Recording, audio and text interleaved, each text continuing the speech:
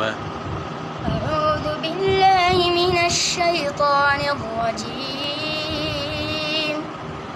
بسم الله الرحمن الرحيم. تبارك الذي نزل الفرقان على عبده ليكون للعالمين نذيرا.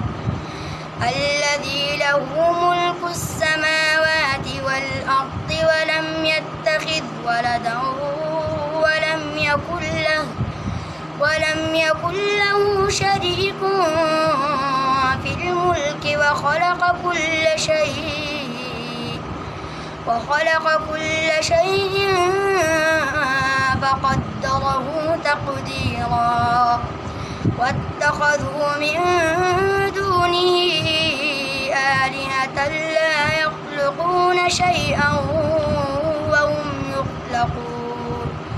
وهم يخلقون ولا يملكون لأنفسهم ضرا ولا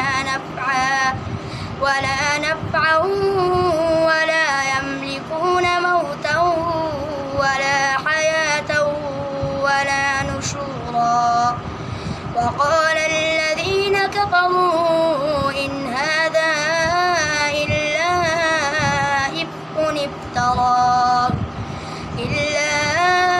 إفك افتراه وأعانه عليه قوم آخرون فقد جاءوا ظلما وزورا. وقالوا أساطير الأولين اكتتبها فهي تملى عليه بكرة.